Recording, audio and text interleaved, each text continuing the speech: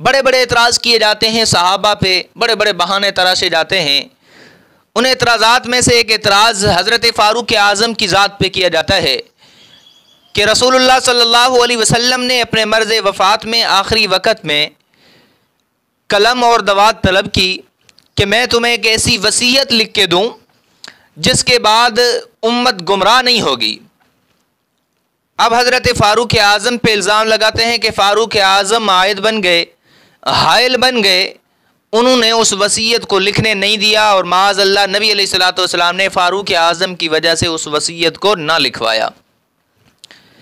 अब इस सारी चीज़ का वबाल हज़रत उमर पे आता है। लिखवाना क्या चाहते थे? उनका नज़रिया ज़ाब्ता कि हज़रत अली रज़ी अल्लाह तआला अन्हु के लिए खिलाफत बिला फ़स्ल लिखवाना चाहते थे। तो याद रखें, इसके तहकीकी जवाबात कई हैं, उलमा ने बड़ा तहकीकी काम किया है इस पर। मैं उन जवाबात की तरफ नहीं जाता, मैं एक आसान फ़हम आपको जवाब देता हूँ। तवज्जो कीजिएगा, रसूलुल्लाह सल्लल्लाहु अलैहि वसल्लम की ज़िंदगी को देखते हैं, हुज़ूर की ज़िंदगी का जायज़ा लेते हैं। क्या हुज़ूर अलैहिस्सलातु वस्सलाम ने ऐलान नबुव्वत से इस हदीस किरतास तक ऐसे हालात का सामना किया या नहीं किया? क्या कभी यूँ हुआ कि हुज़ूर अलैहिस्सलातु वस्सलाम ने किसी के डर और खौफ की वजह से हुक्म शरई छुपाया हो? हाँ भाई, कभी ऐसा हुआ? क्या कभी ऐसा भी हुआ कि हुज़ूर अलैहिस्सलातु वस्सलाम ने किसी मसलहत के खातिर किसी शरई हुक्म को अल्लाह ताला के अमर को छुपा दिया हो? जब हुज़ूर अलैहिस्सलातु वस्सलाम ऐलान नबुव्वत फरमा रहे थे उस वक़्त तन्हा थे या नहीं? अकेले थे या नहीं? कोई साथ देने वाला था? मुखालिफीन ज़्यादा थे या नहीं? अपनों ने मुखालफत की या नहीं? लेकिन क्या हुज़ूर अलैहिस्सलातु वस्सलाम उन मुखालफतों की वजह से छुप गए? हुज़ूर ने ऐलान नबुव्वत को तर्क कर दिया, दावत नबुव्वत को तर्क कर दिया? कतान तर्क नहीं किया। और देखते हैं, क्या हुज़ूर अलैहिस्सलातु वस्सलाम के उस वक़्त हामी थे? कोई भी हामी नहीं था। और जिन्होंने माना ऐलान नबुव्वत पे लब्बैक किया, वो कमज़ोर थे या नहीं? उन पे जुल्म सितम हुआ या नहीं? तो उन पर जो जुल्म सितम हुआ, उनके जुल्म सितम को देखकर हुज़ूर पीछे हट गए? हुज़ूर ने ऐलान नबुव्वत, दावत नबुव्वत को छोड़ दिया, मौकूफ़ किया, कभी तरक किया? अब आते हैं आगे। उस वक़्त जब कोई भी साथी नहीं था, जो थे वो कमज़ोर और लाचार थे, इस वजह से मक्के को छोड़ के मदीने जाना पड़ा, हिजरत करनी पड़ी। और हज़रत फ़ारूक आज़म रज़ी अल्लाह ताला अन्हु ने बकौल उनके जब रोका कि वसीयत ना लिखिए, हस्बुना किताबुल्लाह, हमें अल्लाह की किताब काफ़ी है। तो अब सवाल ये बनता है, उस वक़्त हुज़ूर के जानिसार थे या नहीं? हुज़ूर के मुहिब थे या नहीं? मोहब्बत करने वाले थे या नहीं? अहले बैत जैसे जानिसार थे या नहीं? हज़रत अली जैसे शेर खुदा साथ थे या नहीं थे? दूसरे सहाबा जानिसार साथ थे या नहीं थे?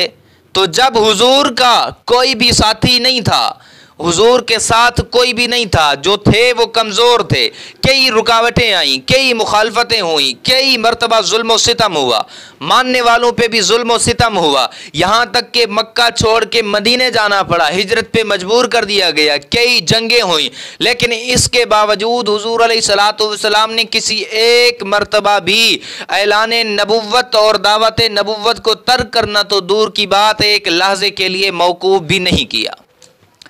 जब मौकूफ़ी नहीं किया तो अब इतने जानिसार, वफ़ादार और अहले बैत जैसे नडर बेबाक हज़रत अली जैसे शेर खुदा साथ हों, तो अकल मानती है कि हज़रत उमर के डर से हुज़ूर ने वसीयत नहीं लिखवाई। इस बात को अकल ही तस्लीम नहीं करती कि हज़ारों जानिसार मौजूद हों और ऐसे जानिसार के हुजूर पे जान निछावर करना दुनिया व आखिरत की सबसे बड़ी सआदत समझते हों। उस वक़्त हुजूर फारूक आज़म जो तन्हा और अकेले हैं, उनके डर की वजह से वसीयत ना लिखवाएं मुमकिन है? अकल ही नहीं मानती। आगे आइए, क्या फारूक आज़म ने हुजूर अलैहिस्सलातु वस्सलाम को पहली मरतबा रोका या इससे पहले भी शरई आकाम में हज़रत फारूक आज़म हायल बने? हाँ भाई, पहले रोका कि नहीं? जब मुनाफिक का जनाजा पढ़ाने हुजूर अलैहिस्सलातु वस्सलाम गए, फारूक आज़म ने रोका कि नहीं? हज़रत फारूक आज़म ने जो बदर के कैदी थे उनके बारे में हुजूर की राय के खिलाफ राय दी कि नहीं?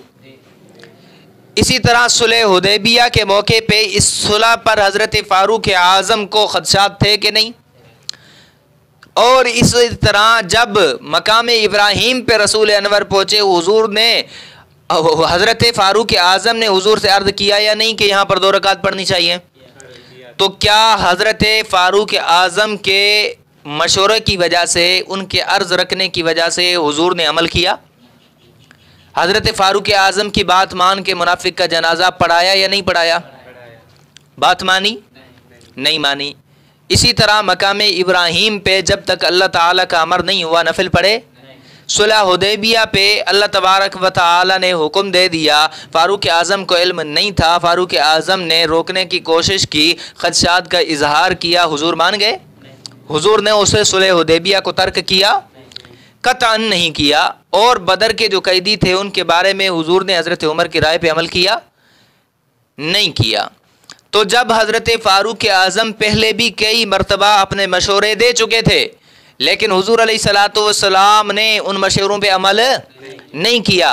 हुजूर अलैहिस्सलातु वस्सलाम ने हज़रत फ़ारूक आज़म की वजह से उन अहकामात पर या उन उमूर पर अमल नहीं किया। तो इस बात की ये वाज़ेह दलील है कि अगर यहाँ पर हुजूर अलैहिस्सलातु वस्सलाम ने हज़रत फ़ारूक आज़म के मशवरे को माना है तो हुजूर समझते थे कि फ़ारूक आज़म की राय सही है, फ़ारूक आज़म का मशवरा दुरुस्त है। अगर वही के ज़रिए होता, जिस तरह पहले हुजूर अलैहिस्सलातु वस्सलाम ने हज़रत फ़ारूक आज़म की राय को अहमियत नहीं दी, बात को नहीं माना, और हुजूर अलैहिस्सलातु वस्सलाम ने वो काम किए जो हुजूर ने सही समझे, तो यहाँ पर भी अगर फ़ारूक आज़म की राय दुरुस्त ना होती, हुजूर कभी भी अमल ना करते। यहाँ डर को दखल नहीं है, यहाँ डर की बात नहीं है। और ये हुक्म जो वसीयत वाला था वही भी नहीं थी। और नंबर 3, इनका दावा है कि यह खिलाफत बिला फस्ल अली की वसीयत करना चाहते थे, फ़ारूक आज़म हायल बन गए। ये दावा है कि नहीं? अब हमारा सवाल बनता है उनसे, तुम्हारे इस सवाल से, एतराज़ से पता चलता है इससे पहले कभी भी हुजूर अलैहिस्सलातु वस्सलाम ने हज़रत अली की खिलाफत का ऐलान नहीं किया, क्योंकि ऐलान करते तो वसीयत की ज़रूरत पड़ती। अगर हुजूर अलैहिस्सलातु वस्सलाम हज़रत अली को मुंतखब कर चुके होते तो फिर दोबारा ज़रूरत पड़ती? कतान ना पड़ती।